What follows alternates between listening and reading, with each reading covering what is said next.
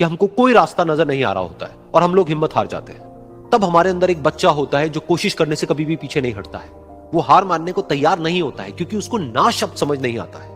वो बच्चा जिसके लिए कुछ भी नामुमकिन नहीं है, क्योंकि वो हर हाल में कोशिश करता ही रहता है। एक बार एक छोटी सी बच्ची हाथ में मिट्टी की गुल्लक लेकर के भागती हुई एक दवाइयों की दुकान पर गई। वो काफी देर तक वहां पर खड़ी रही, लेकिन दुकानदार का ध्यान उसकी तरफ नहीं गया क्योंकि और भी बहुत सारे लोग खड़े हुए थे। उसने दुकानदार को कई बार बुलाया, लेकिन वहां पर भीड़ इतनी थी कि दुकानदार का ध्यान उसकी तरफ गया ही नहीं। और फिर उस बच्ची को थोड़ा सा गुस्सा आया तो उसने अपनी मिट्टी की गुल्लक लेकर के वहीं काउंटर पर जोर से रख दी, जिसके बाद में जो दुकानदार था और जितने भी लोग खड़े थे वो सब उस बच्ची की तरफ देखने लग गए। और फिर उस दुकानदार ने उस बच्ची से पूछा, बेटे आपको क्या चाहिए? तो वो बड़े ही भोलेपन से बोली कि मुझे एक चमत्कार चाहिए। ये सुनकर के दुकानदार को कुछ समझ नहीं आया, ना ही वहां पर जो लोग थे उनको कुछ समझ में आया, और सब उसकी तरफ देखने लग गए। फिर दुकानदार ने बोला, बेटे चमत्कार तो यहां पर नहीं मिलता है।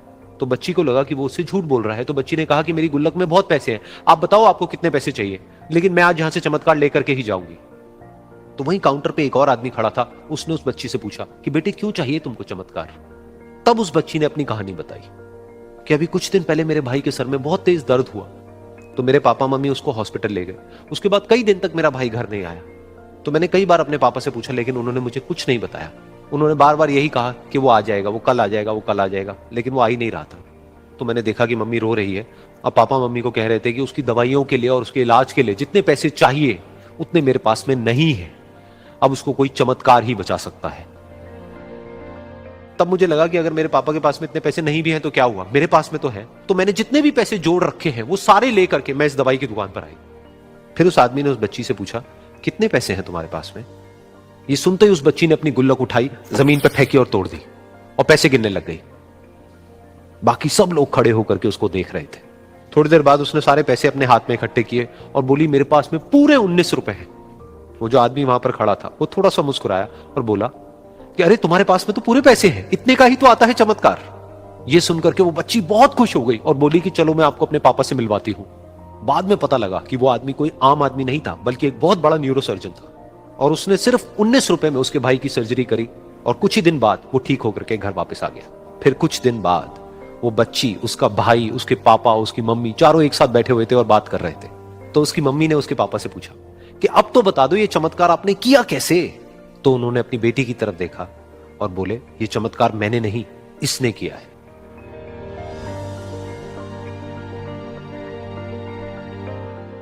तो यहां पर एक बहुत बड़ी बात है जो हम उस छोटी सी बच्ची से सीख सकते हैं कि जिंदगी में कभी कभी ऐसा होता है कि हमको कोई रास्ता नजर नहीं आ रहा होता है और हम लोग हिम्मत हार जाते हैं। तब हमारे अंदर एक बच्चा होता है जो कोशिश करने से कभी भी पीछे नहीं हटता है।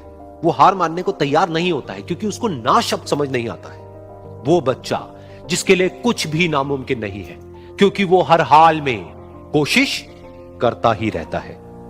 कहते हैं कि खाली हाथ आए थे खाली हाथ जाओगे, गलत बोलते हैं। लोग भले खाली हाथ आते हैं, लेकिन जब जाते हैं तो अपने साथ कुछ संस्कार, कुछ यादें छोड़ जाते हैं। एपीजे अब्दुल कलाम खाली हाथ तो आए थे, क्या खाली हाथ गए? हमारे जितने देश के लोग हैं उन देशवासियों के लिए एक प्रेरणा के स्रोत बन गए। लेकिन अगर आप खाली हाथ आते हैं और खाली हाथ चले जाते हैं तो आपका पुरुष योनि में जन्म लेने का कोई अर्थ ही नहीं बना। अपनी मंजिल को भुला कर जिया तो क्या जिया, है दम तुझ में तो उसे पाकर दिखा। लिख दे खून से अपनी कामयाबी की कहानी और बोल उस किस्मत को कि है दम तो मिटा के दिखा।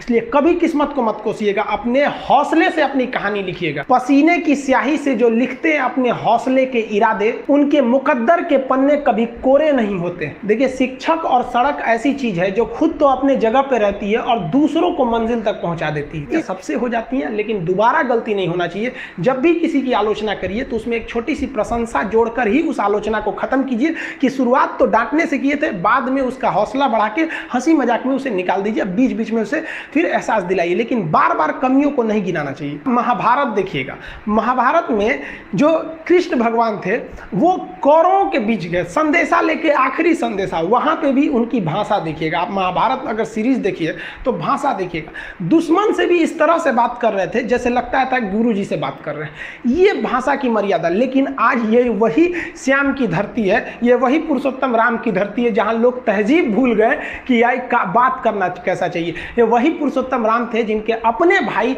लक्ष्मण जी को जब शिक्षा लेनी थी ना, तो रावण के पैताने बैठे थे कि ये शिक्षा लेना है तो उसके पास झुकना पड़ेगा यहाँ पर। लेकिन आज हम लोग भूल गए हैं कि हमें बात कर, बात में तो इतना आजकल वो तहजीब ही नहीं रह गया है कि इतना रफ बोल दो कि दुश्मन, किसी से पूछो, एक लड़का पूछा तुम्हारा क्या हाल है, तो कह रहा है खराब है, ठीक कर दोगे। जब हाल है भाई। आप सबकी जिंदगी में कुछ कठिनाइयां आएंगी, ठोकरें लगेंगे, लेकिन ठोकर खा के संभलना भी जरूरी है।